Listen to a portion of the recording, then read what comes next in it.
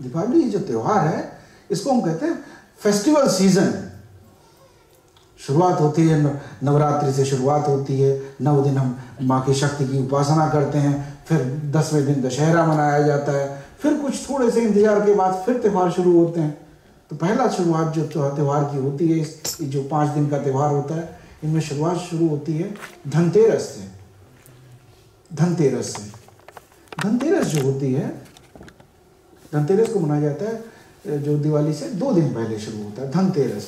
इसको 2 उपलक्ष्य में मनाया जाता है। ये स्वास्थ्य के लिए, जो स्वास्थ्य की कामना करते हैं उनके लिए ये बहुत अच्छा त्यौहार होता है। इसके लिए कहते हैं इस दिन धन्वंतरी का उत्पन्न हुए थे। इस दिन भगवान धन्वंतरी, समुद्र मंथन के बाद भगवान धन्वंतरी प्रकट हुए थे हाथ में अमृत का कलश लेके। तो इसलिए उस दिन भगवान धन्वंतरी की पूजा की जाती है धनतेरस के दिन। फिर आती है छोटी दिवाली, कल थी। इसको रूप चतुर्दशी भी कहते हैं और नरक चतुर्दशी भी कहते हैं। नरक चतुर्दशी भी कहा जाता है इसको। बड़ा विचित्र नाम लगा, नरक चतुर्दशी और रूप चतुर्दशी, रूप और नरक दोनों एक साथ। तो कई बार क्या होता है कि ये सब जो त्यौहार होते हैं, इन सब त्योहारों में शक्ति के त्यौहार हैं सभी। तो हुआ क्या कि नरक चतुर्दशी के दिन कई कथाएं हैं। उनमें से एक कथा ये आती है कि इस दिन नरकासुर का वध किया था भगवान कृष्ण ने। नरकासुर का वध हुआ था इस दिन, इसलिए नरक चतुर्दशी मनाई जाती है। फिर आती है दिवाली, अमावस्या के दिन। अमावस्या के दिन, आज के दिन भगवान अयोध्या पहुंचे। भगवान के आने का स्वागत हर व्यक्ति कर रहा था। और आज अंधेरे की रात्रि है, आज घोर अंधकार होता है, लेकिन फिर भी हम सब इतने दीप जलाए अयोध्यावासियों ने, और हम सब ने आज हम उन्हीं के वंशज हैं, सब वहीं से आए हैं। तो हम सब जानते हैं कि हम इस अंधकार को भी प्रकाश में, अगर भगवान का जीवन में अवतरण हो रहा है तो अंधकार बाहर से कितना भी अंधकार हो, अंधकार नहीं रह सकता है। लोग अपने प्रयत्न से और भगवान के आगमन से हर तरफ रोशनी ही रोशनी हो जाएगी इस दिन। इसीलिए खूब सारे हम दीपक जलाते हैं, खूब सारे पटाखे फोड़ते हैं। पटाखे क्यों फोड़ते हैं भाई? आजकल बहुत से लोग कहेंगे पटाखे नहीं फोड़ने चाहिए, पॉल्यूशन होता है। भाई वैसे हम बहुत कुछ कर रहे हैं, हम इंडस्ट्री चला रहे हैं, उसमें से निकलता रहा, कोई दिक्कत नहीं है, लेकिन पटाखे नहीं फोड़ने। ऐसा नहीं है, पटाखे फोड़ने का भी एक सिग्निफिकेंस है। हमें जानना चाहिए क्यों फोड़े जाते हैं, क्यों फोड़ते हैं। ऐसा है कि कई लोग अंधकार का है, तो कई लोग अज्ञानता के अंधकार में सुस्त पड़े हुए हैं, तो उनके एकदम जागृति आती है, हाँ भाई कुछ हो रहा है, तो सब एक्टिव हो जाते हैं। तो इनको जगाने के लिए भी है। और दूसरा क्या होता है कि इस समय जब सीजन बदलता है, यहाँ से सर्दी की शुरुआत हो जाएगी, तो बहुत से छोटे मोटे जंतु होते हैं जो हमें, बैक्टीरियाज होते हैं, परेशान कर सकते हैं इस शोर से, पटाखों के शोर से, उनके धुएं से, और उससे वो सब भी खत्म हो जाते हैं। तो ये जीवन के लिए भी, जीवन रक्षा के लिए, स्वास्थ्य की दृष्टि से ये पटाखे फोड़ना एक बहुत अच्छा काम है, करने चाहिए। रोशनी जितनी हो सके करनी चाहिए। और ये राम का नाम का भी एक बढ़िया, तुलसीदास जी ने एक प्रसंग लिखा है, उसमें लिखते हैं दोहे में, राम नाम अरु दीप धरी, जीह दे हरि द्वार, तुलसी भीतर बाहर हो, जो चाहो जियार सिया वर राम, जय जय राम, मेरे प्रभु राम, जय जय राम। तो क्या कहते हैं तुलसीदास जी? कहते हैं कि राम नाम का जो दीपक है वो ऐसा दीपक है, राम नाम अरु दीप धरि, जीह देहरी द्वार। देहरी किसको कहा जाता है? जैसे आप मंदिर में एंटर कर रहे हैं, जैसे मंदिर में हम पहुंचते हैं तो तुरंत घंटा बजाते हैं, ये देहरी पे लगा होता है। क्यों घंटा क्यों बजाते हैं, क्यों बजाया जाता है? एक बार आपने बजाया, होश में आ जाइए, सब छोड़ दो, इसके बाहर बात खत्म हो गई, यहाँ से अब निश्चिंत हो जाइए। अब हम भगवान के घर में हैं, अब निश्चिंत है, अब कोई तकलीफ नहीं हो सकती, कोई समस्या नहीं हो सकती। तो इस तरह होता है, इसको बोलते हैं देहरी। यहाँ से आप अंदर है और यहाँ से थोड़ी देर में बाहर, तो उसको देहरी कहा जाता है। तो तुलसीदास जी कहते हैं कि ये जो जीव है ये देहरी है, ये शरीर के बाहर की और अंदर की देहरी है। राम नाम अरु दीप धरि, जीह देहरी द्वार। यहाँ पे अगर राम राम राम कहता रहे तो ये जो है, जो सुनने वाला है उसके जीवन में भी प्रकाश करेगा और आपके अंतर मन में भी प्रकाश करता रहेगा। तो दीपक जलाने का मतलब सिर्फ ये रोशनी जला देना ही नहीं है, अंदर भी अपने दीपक जले। ये दीपक को देख के एक बार कई चीजें विचार में आ सकती हैं कि दीपक जो है स्वयं जल रहा है, लेकिन सबको प्रकाशमान कर रहा है, सबके जीवन का अंधेरा मिटा रहा है। क्या हम अंदर अपने अंदर कोई ऐसी ज्योति जलाए हुए हैं जिससे सबका अंदर का अंधेरा हमारा भी मिटे और जो हमारे साथ थोड़ी देर बैठे उसके भी जीवन में थोड़ा सा प्रकाश पहुंचे। तो आज दिवाली मनाई जाएगी तो देखिए कि भगवान के आते ही अंधकार में रात्रि भी जो होती है वो भी रोशनीपूर्ण हो जाती है। भगवान के आने के स्वागत में सबने खूब दिए जलाए, खूब सबने आनंद मनाया। कहते भगवान के जिस दिन आने का हुआ नगरी में बहुत एकदम सब लोग अयोध्या नगरी में बहुत एकदम खुश हो गए, बहुत कि ना भगवान आने वाले हैं, इतने दिनों के बाद भगवान राम आएंगे, भगवान आएंगे। सबने खूब जोर से बनाया, सब लोग स्वागत के लिए आए। भगवान जब निकले रास्ते में हर व्यक्ति स्वागत के लिए पहुंचा। जो भगवान राम से बड़े थे काफी वो लोग आए, जो बूढ़े थे उन्होंने आशीर्वाद दिया कि राम आए अब राजा बनेंगे, इतने साल बाद राजा बनेंगे। जो भगवान के साथ खेले हुए थे वो लोग आए, सब आए, लेकिन बच्चे नहीं आए, कोई बच्चे नहीं। तो भगवान को देख के बड़ा आश्चर्य हुआ कि बच्चे क्यों नहीं आए। बच्चे नहीं आए तो भगवान थोड़े से चिंतित हुए कि ऐसा क्या हुआ, क्या बच्चे खुश नहीं हैं। अब जैसे जब मैं कथा में यहाँ बच्चों को नहीं देखता तो मैं भी बड़ा दुखी हो जाता हूँ। ब्रह्मा जी कह देते हैं बच्चे जाओ, मैं कहता हूँ न जाओ, कोई बात नहीं, शोर मचाओ, कोई बात नहीं, कुछ तो जानोगे समझोगे।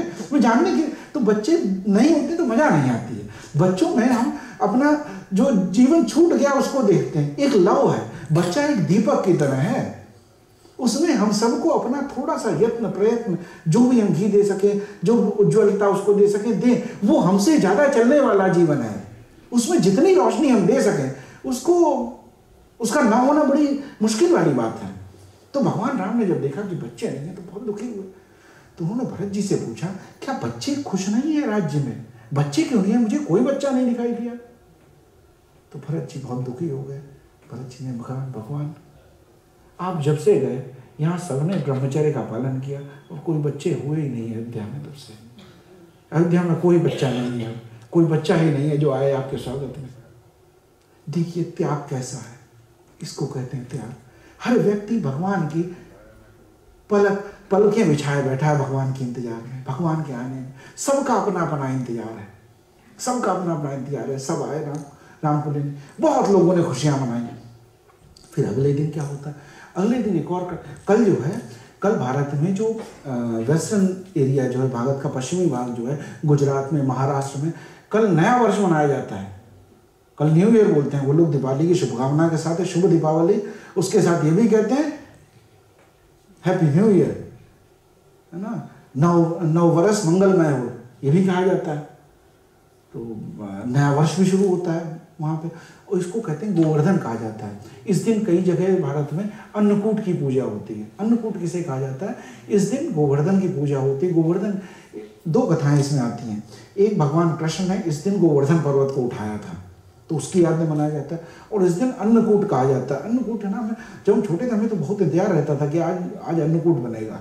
अन्नकूट में क्या होता है कि ना उस दिन जितने फ्लावर होते हैं घर में, जितने गेहूं का होगा फ्लोर या बाजरा होगा, मकई होगी, जो भी होगा, सबका मिला के बहुत सारी डिशेस बनती हैं और बहुत सारी सब्जियां बनती हैं। मतलब सभी अन्न बनाए जाते हैं। और हम जैसे व्यक्ति को अगर भोजन मिल जाए, शुद्ध भोजन, तो हम तो बहुत इंतजार में रहते हैं। तो हमें तो मतलब दिवाली का त्यौहार जो है 5 दिन का, इसमें सबके लिए खुशियां हैं, तो हमें अन्नकूट का बड़ा इंतजार रहता है। इस दिन गायों की पूजा की जाती है, गोवर्धन की पूजा की जाती है।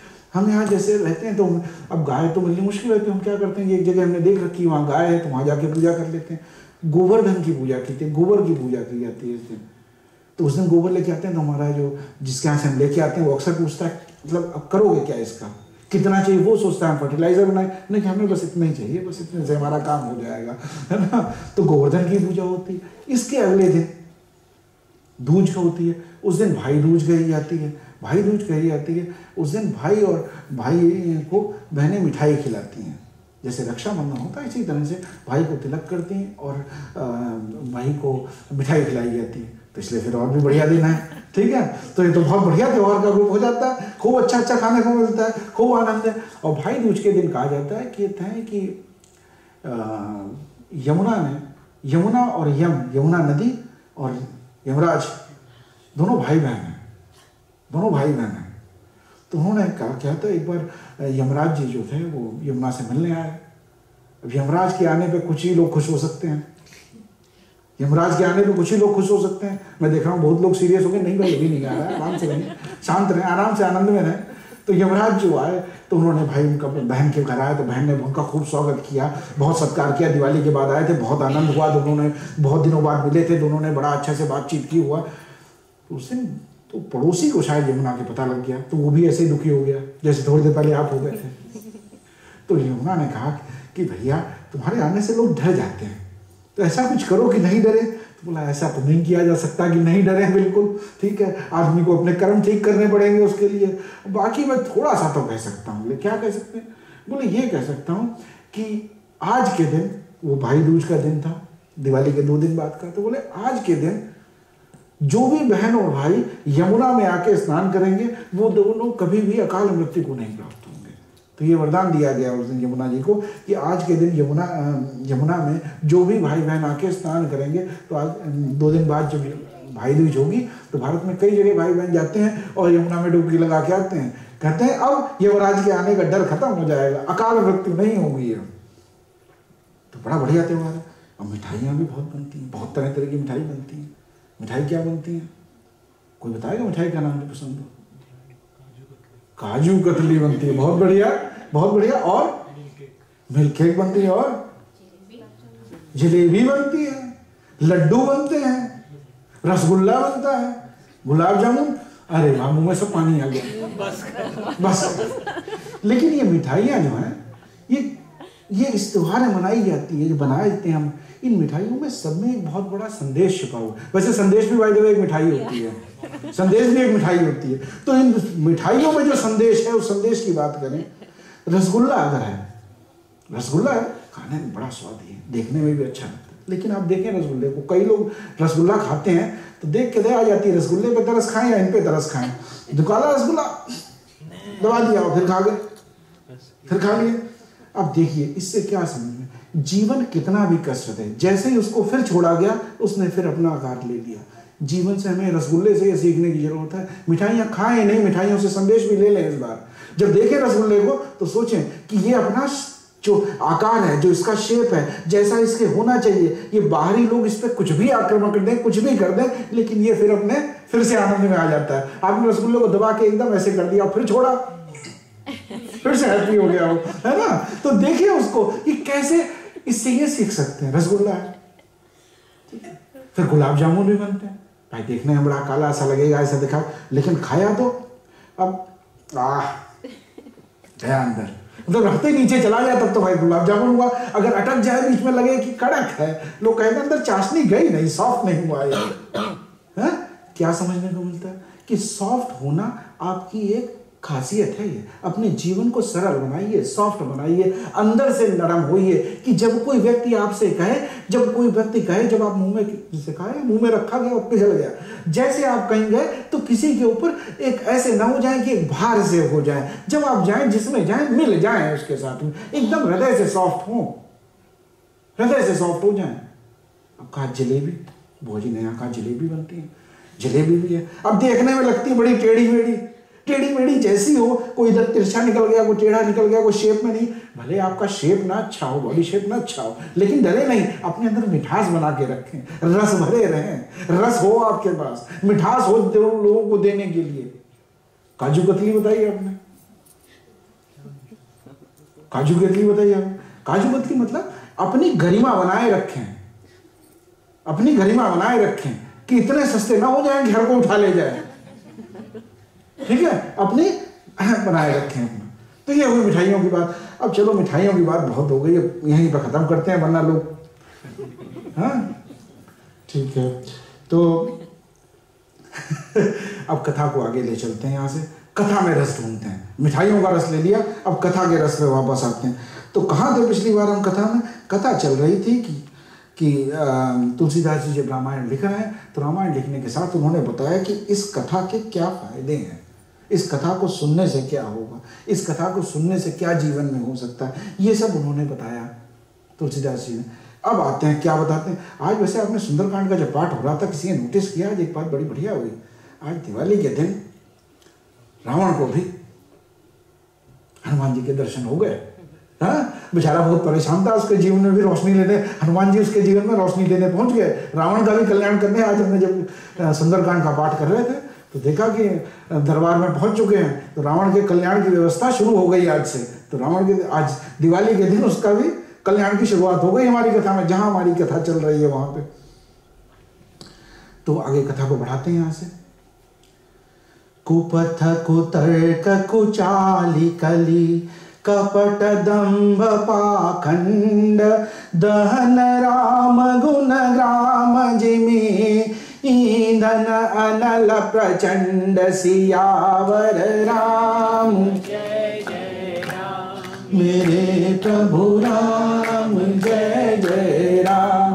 क्या कहते हैं कि राम की कथा जो है वो कुपथ से, कुपथ कहते हैं जो गलत रास्ता है, गलत रास्ते से। कुतर, कुतर क्या होता है, कई बार लोग, एक होता है तर्क करना, एक वितर्क करना, और एक होता है कुतर्क करना कि मैं अपनी टांग सीखी, मैं कैसे ही हो, ऐसे नहीं, ऐसे कहा तुमने, ऐसे कैसे कहती है, उन्होंने कहा नहीं करेंगे, बात खत्म। मतलब कोई लॉजिक है नहीं, इलॉजिकल बात करना, उसको कहा जाता है कुतर्क। तो ये कथा जो होती है आपको बताती है कि कुतर्क नहीं करना चाहिए। और कैसे नहीं करना चाहिए, भगवान राम जब मान लीजिए कि केवट के पास भी जाते हैं, जो सामने दिख रहे हैं, तो केवट के पास भी जाते हैं, तो ये नहीं केवट को कहते हैं ना ऐसे नहीं, ऐसे चलाओ, ऐसे चलो, ऐसे चलाओ। जो व्यक्ति अपने सब्जेक्ट मैटर का एक्सपर्ट है उसकी बात मानिए, भगवान राम तक उसकी बात मान। आप देखिए कि विभीषण जब आ गए हैं, मिल गए हैं आके, तो विभीषण से क्या कहते हैं कि ये सागर इतना विशाल पड़ा हुआ है, क्या करना चाहिए, पूछते हैं। विनम्रता जो है, सॉफ्टनेस जो है, वो आपको बड़ा बनाती है। रावण इतनी क्या कहता है, रावण को जब बताने वाले चार बताते हैं, पता ही नहीं है तुम्हें, मूर्ख। उसके दरबार में कौन आदमी शोभा पाता है? जैसे ही कहा कि भाई मंदोदरी ने बताया कि ना सेना आ गई है, समुद्र के किनारे खड़ी है, बिल्कुल अब पहुंचने वाली है यहाँ पे, अब तो डरो कम से कम, अब तो कुछ करो। तो व्याप दरबार ने पूछा जाके उसने कि सुना है सेना आ गई, अब क्या करेंगे? तो बाकी जो लोग जिन्होंने कहा, माल्यवंत गया, विभीषण गया, जिन्होंने कहा तो विभीषण के लात मार के भगा दिए। बाकी जिन लोगों ने कहा अरे जे बेचारे निश्चर खाए, अरे आने दो, हम लोग सब खाएंगे, आनंद लेंगे। हाँ ये बात दमदार कही, ये रखेगा यहाँ। तो आप जाने किसकी बात, रावण जो है, रावण और राम में फर्क सिर्फ इस बात का होता है कि रावण जो है किसी की नहीं सुनता, और राम जो है सबकी सुनते हैं, सबकी समझते हैं, सबको सम्मान देते हैं, सबको आदर देते हैं। और रावण अपने भाई तक को नहीं देता है।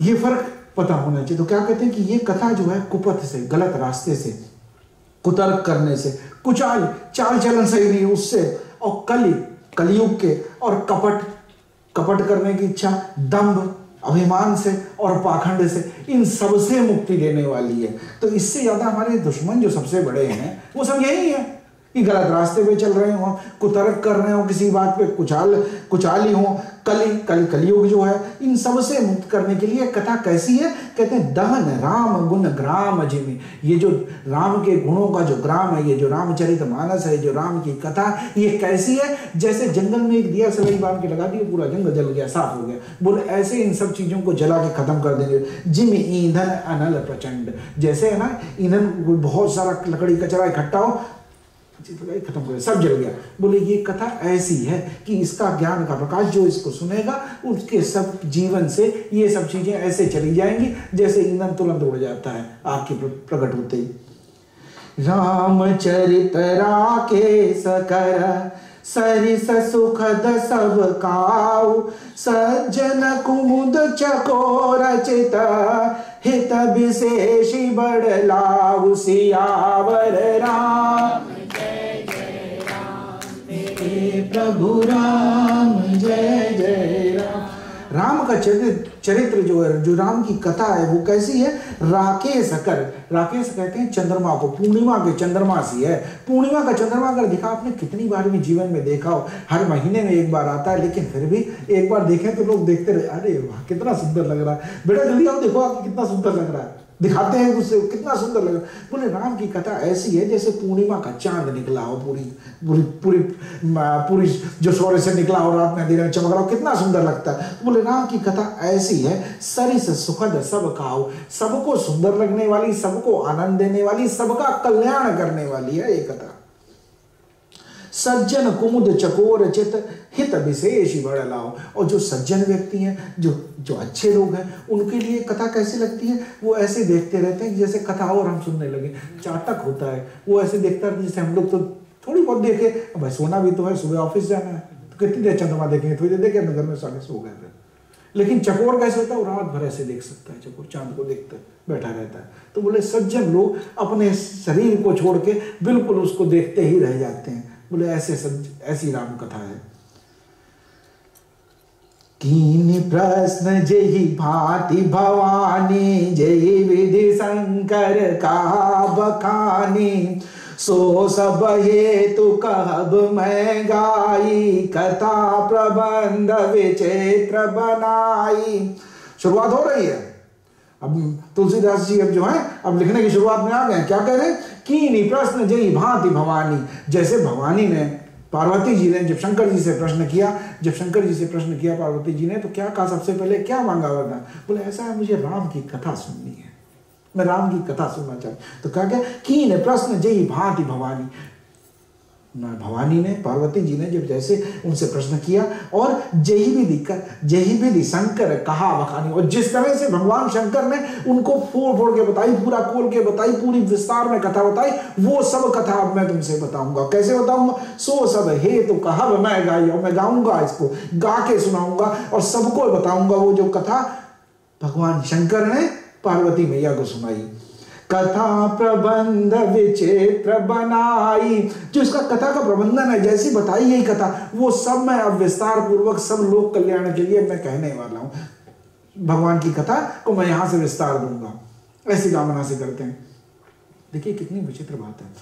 हमारे धर्म ग्रंथों में जितने धर्म ग्रंथ हैं आप जिनमें पढ़ें, तो सब जो है प्रश्न है और उत्तर है। प्रश्न अगर न हो जीवन में,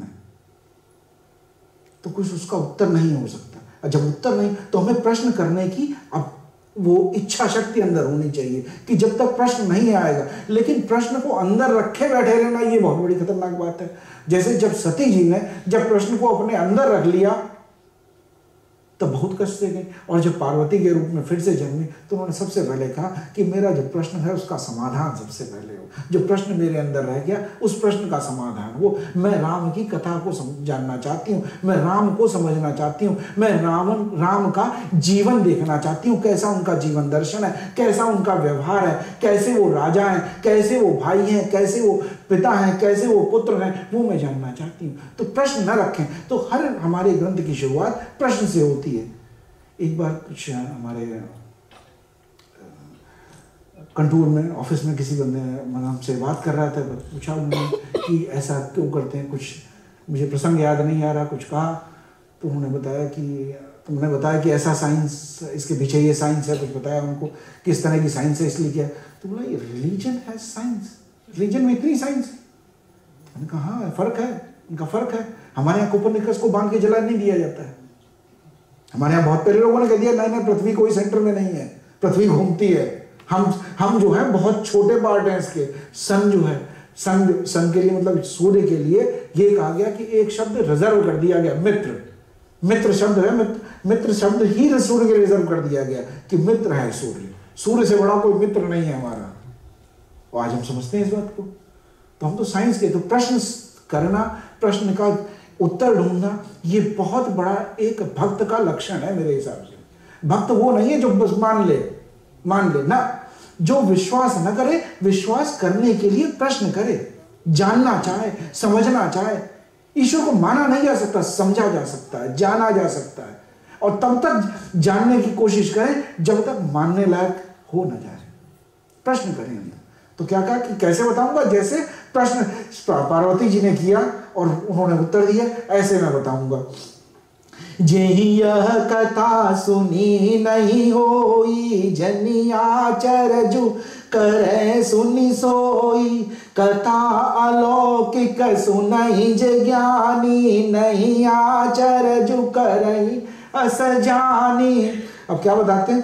कहते हैं जेहिया कथा सुनी नहीं हो, जिन्होंने कथा पहले कभी सुनी नहीं होगी, वो तो है ना क्या करेंगे, जन आचर जो करे सुनी सुनी, उनको तो बड़ा आश्चर्य होगा कि ऐसे भी राम थे, राम ने ऐसा भी किया, ऐसा भी हो सकता था क्या, कोई व्यक्ति ऐसा हो सकता था कि उसका राज्याभिषेक एक दिन पहले होने वाला और दूसरे दिन उनको 14 वर्ष का वनवास हो गया हो, राज्य छूट गया हो और फिर भी एकदम हंसी से खेलते हुए कि वाह कितना बढ़िया, मुझे तो साम्राज्य मिल गया पूरा जंगल का। इसको भी प्रभु की कृपा जानता हो। जो जब जनक यज्ञ में पहुंचते हैं, धनुष यज्ञ में पहुंचते हैं, तो सब लोग उठना चाहते हैं, मैं धनुष तोड़ दूं, मैं सीता जी को पालूं, लेकिन वो शांत बैठे, शांत भाव से। और जैसे ही कहा कि जैसे विश्वामित्र जी ने कहा उठाओ राम भव भंजऊ चापा, तो उठ गए एकदम तुरंत से, बोले ना कोई अभिलाषा थी कि उठना है, ना कोई ये था कि नहीं उठना है, ये भी नहीं था, उठाओ राम भव भंजऊ चापा। और उनका और जनक जी का जो संदेह है उसको मुक्त करो। तो उठने का उद्देश्य क्या है कि गुरु का आदेश है और गुरु पर ही विश्वास है, गुरु ने कहा तो सही ही कहा होगा। बोले क्या ऐसे राम भी हो सकते हैं, क्या ऐसा भी कोई व्यक्ति हो सकता है? तो ऐसे लोग जो लोग नहीं सुने होंगे वो आश्चर्य करेंगे इस कथा पे कि ऐसा कैसे हो सकता है। और कहा कथा अलौकिक सुनई, और ये तो कथा जो है अलौकिक कथा है कि ऐसे लोक में हम दूसरा राम नहीं देख सकते। इसलिए कहा था राम ऐसा पथ है जिस पे राम सिर्फ चल सके, राम के अलावा राम के पथ पे कोई चल नहीं पाया। राम एक ऐसा रास्ता दिखा गया हम सबको जीवन में जो अनुकरणीय है हमारे लिए, हम जितना कर सके उसको करना चाहिए, लेकिन ऐसा नहीं, दूसरा राम नहीं कोई। तो क्या कहा उन्होंने, कथा अलौकिक सुने ही ज्ञानी, जो ज्ञानी लोग सुनेंगे, जिन्होंने कथा सुनी होगी, नहीं आश्चर्य जो कराएंगे सजानी, उन्हें आश्चर्य नहीं होता। वो कहते हैं आज हमने कुछ और सीखा, इस कथा के रस में हमने कुछ और चीज सोची, कुछ और इस रस में हमने समझ पाया, कुछ और हमने समझा कि राम अगर इस क्षण में होते, इस परिस्थिति में होते, तो राम का क्या सोचते, राम क्या करते, राम का आचरण इसमें कैसा होता। तो वो लोग जिन्होंने ज्ञानी है, जिन्होंने कथा सुनी है, वो इस कथा को और भी रस से समझने की कोशिश करेंगे। राम कथा के मिति जग नाही, असी प्रतीति तिन के मन माही। राम कथा के मिति जग नाही, मिति कहते हैं एक होता है अमित, तो कहते हैं राम कथा की कोई लिमिट ही नहीं है, कोई कहानी का कोई विस्तार ही नहीं है, इतनी राम की कथा विस्तरित कथा है। अब देखिए क्या कहते हैं कि राम कथा के मिति जग नाही, असी प्रतीति तिन के मनवा। जो राम की कथा का जितनी बार श्रवण करेगा उसे लगे अभी भी कुछ तो रह गया, कुछ तो जानने को रह गया, कुछ तो समझने को रह गया। कितने लोगों ने रामायण लिखी, कितने लोग, वाल्मीकि जी को कहते हैं कि जिन्होंने रामायण लिखी, उन्होंने भी 3 रामायण की रचना की। एक वो रामायण जो वाल्मीकि रामायण के नाम से प्रसिद्ध है वो है, एक है आनंद रामायण, एक है आनंद रामायण, वो भी वाल्मीकि जी की लिखी हुई है। वो जो है वो थोड़ी सीनियर लेवल की रामायण है, वो थोड़ी सीनियर लेवल की रामायण।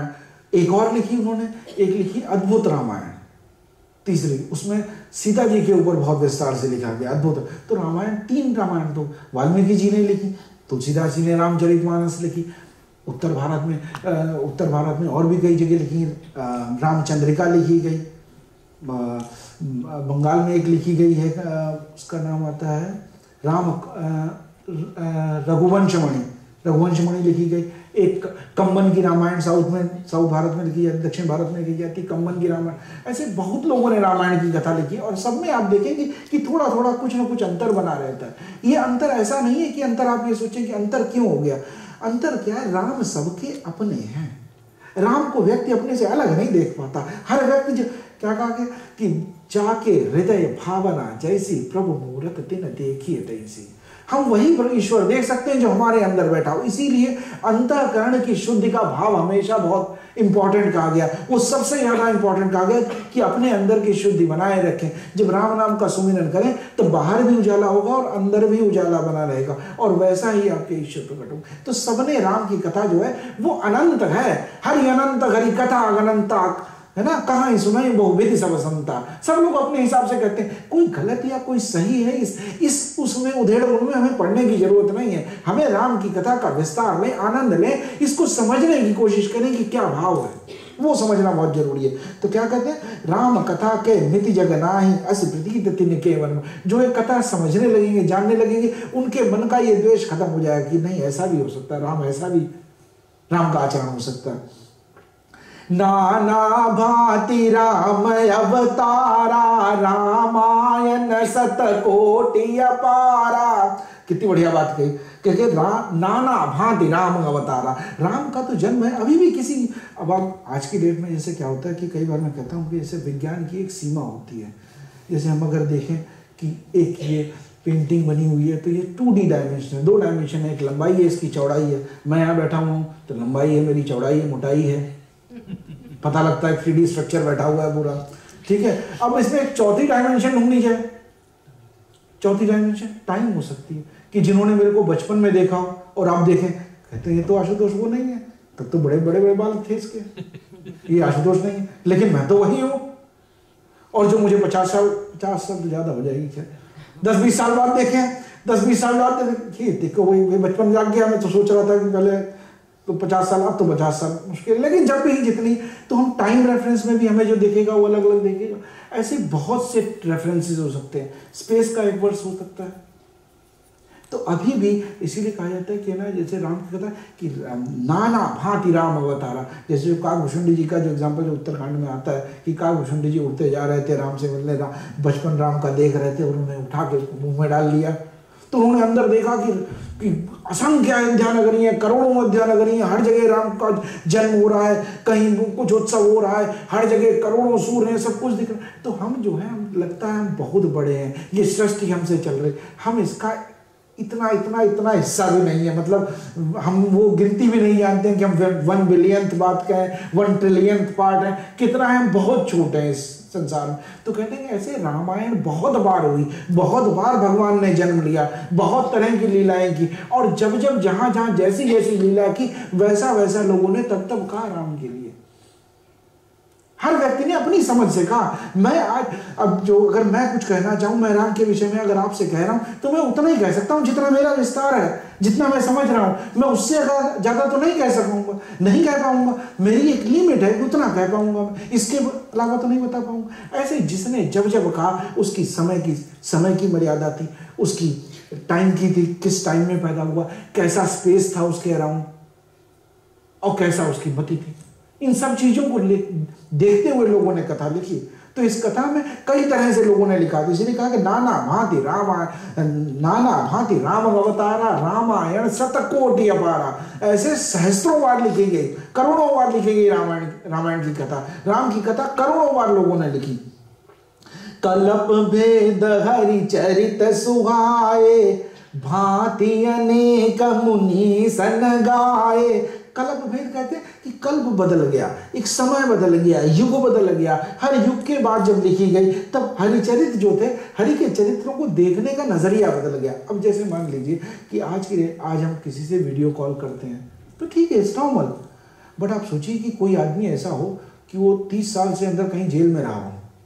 अब जेल में ही हो सकता है जहाँ आदमी को कोई एक्सेस नहीं हो, मान लेते हैं, चलो ठीक है। अब 30 साल बाद कोई आदमी एकदम प्रकट होकर देख ले आपको किसी से वीडियो कॉल पे बात करता हो, तो घबरा जाएगा, ये क्या हो रहा है। अब उसकी कथा में ऐसी बात तो सोच ही नहीं सकता कि ऐसा हो सकता। तो ये है हमारी लिमिटेशन, ये है हमारी लिमिटेशन। अगर मैं आपसे कहूं कि आज से 5 साल बाद आपको गाड़ी ड्राइव करने की जरूरत नहीं रह जाएगी, आप गाड़ी में बस बैठेंगे, गाड़ी को बुलाएंगे, आ जाओ, गाड़ी आ गई, बाहर निकल के आप बैठ गए, आपने डेस्टिनेशन बोल दिया और गाड़ी जल्दी पहुंच गई, तो शायद लगे कि थोड़ी ज़्यादा हो गई है, थोड़ी ज़्यादा मार दी। नहीं, ऐसा नहीं हो सकता, 10 साल बाद हो जाएगा। ऐसे ही जो है सीमा है, ज्ञान की एक सीमा है। तो जिसने जो कहा, कल्प भेद का फर्क भी पड़ गया कि जब इतनी बार राम का अवतार हुआ, इतनी बार राम की कथा हुई, तो सबने अपनी अपनी समझ से कहा, अपनी परिस्थितियों के हिसाब से कथा कही। भांति अनेक मुनि सन गाए, मुनियों ने, संतों ने इसको अपनी अपनी तरह से तब गाया इसको। करियन संशय रसउरयानी, सुनिय कथा सादर रतिमानी। क्या कहते हैं? करियन संशय, संशय न करें। देखिए दोनों चीजों में अंतर है, संशय करना और प्रश्न करना। प्रश्न करना अच्छा है, संशय करना गलत है। संशय करना क्या होता है? अरे वो पता है कुछ नहीं है, पूछा तुमने किसी से, जानने की कोशिश की ना, नहीं जानने की कोशिश, जानने की कोशिश न करना गलत है। संशय करना अंदर वो गलत है, लेकिन प्रश्न करना बहुत ही अच्छा है। भगवान तो खुद कथा में कहते हैं, ज्ञानी ते मोहि अति प्रिय विज्ञानी। ज्ञानियों से ज्यादा मुझे तो विज्ञानी लोग प्रिय हैं। तो जो लोग भी साइंस पढ़ते हैं, जो लोग साइंस देखते हैं, उनको तो भगवान को और भी प्रिय हैं वो लोग। क्यों? क्योंकि वो प्रश्न करना जानते हैं, वो चीज को ऐसे ही मान नहीं लेते, वो जानना समझना परखना चाहते हैं, वो जानना समझना परखना चाहते हैं। और होना भी चाहिए कि समझने की कोशिश करें, जानने की कोशिश करें कि ये क्यों हो रहा है। तो करिए न संशय, अपने उर में करिए न संशय, अस उर आनी, अपने हृदय में संशय को विराम न दें। संशय, जिन्होंने भी संशय रखा, पार्वती जी ने एक बार संशय रखा, बहुत समस्या हुई, तो ऐसे संशय न रखें मन में जो प्रश्न आए उसको निकालें, जानने समझें। और ये कथा जब बार बार सुनेंगे तो धीरे धीरे संशय भी खत्म होते चले जाएंगे, प्रश्नों का उत्तर भी यही मिलता चला जाएगा।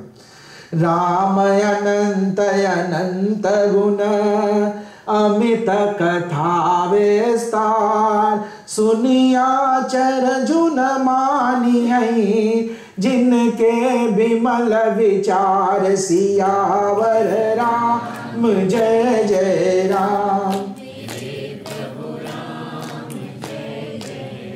कितनी बढ़िया बात की। कहते राम अनंत अनंत गुण, राम भी अनंत हैं जिनका कहीं पे सीमा नहीं है और उनके गुणों की भी कोई सीमा नहीं। राम अनंत अनंत गुण अमित कथा विस्तार, और कथा भी अगर कही जाए तो अमित हो सकती है, खत्म न खत्म होने वाली कथा हो सकती है ये। सुनिया आचर्य जो न मानी है, लेकिन जो लोग इसको आचरण में जो लेंगे, जो सज्जन व्यक्ति इसको सुनेंगे, ज्ञानी व्यक्ति इसको जो सुनेंगे, सुनिए आचर्य जो न मानी है। कौन लोग? जिनके विमल विचार, जिनके अंदर गुलाब जामुन है,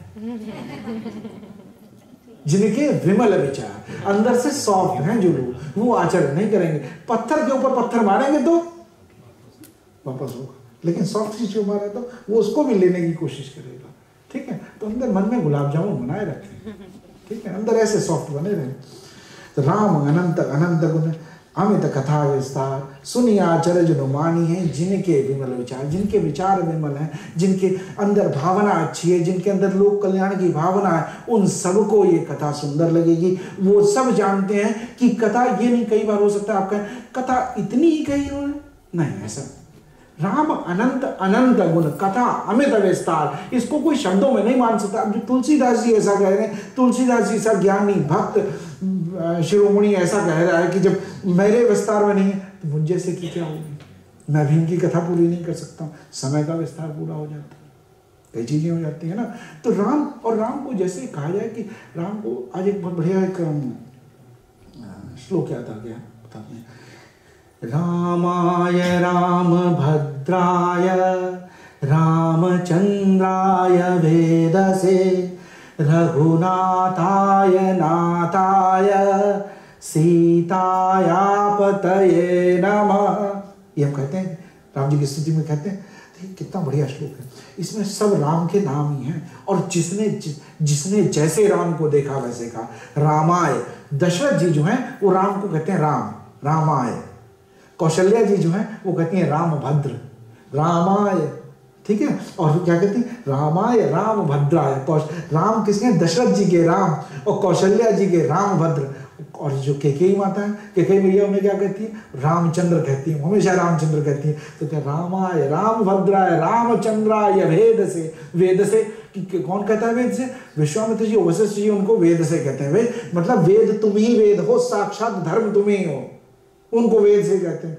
और रघुनाथाय, रघुनाथाय कौन कहता है? बाकी सब ऋषि मुनि जो भी उनको मार्ग मिले सब उन्हें रघुनाथ कहते हैं। हे रघुनाथ, हे रघुनाथ। तो फिर सारे ऋषि मुनि उन्हें रघुनाथ कहते हैं। रघुनाथाय नाथाय, नाथाय नाथ कौन कहती है? सीता जी उन्हें नाथ कहती हैं। सीता जी कहती हैं हे नाथ, हे नाथ कहती है उन्हें। फिर रघुनाथाय नाथाय सीतायापतये नमः। और जो बाकी आम जनता है, जो अयोध्या के नगरवासी हैं, वो सब उन्हें कहते हैं सीतापति राम आए हैं, सियावर राम आए। हम लोग क्या कहते हैं? सियावर रामचंद्र भगवान की जय कहते हैं। तो ऐसे लोग, तो राम को तो जिसने जैसे रूप में कहा, राम भगवान है तो वही राम, सब वही राम है। कोई राम कहता है, कोई रामभद्र कहता है, कोई रामचंद्र कहता है, कोई रघुवर कहता है। तो हम भी अपने अपने राम को ढूंढ लें, हमारे अंदर भी अपना अपने राम को पोषित करें, आनंदित लें, उनका आगमन की खुशी मनाएं। आज भगवान अयोध्या में पधारे हैं। आज अयोध्या में 2.4 मिलियन दीपक जलाए जा रहे हैं।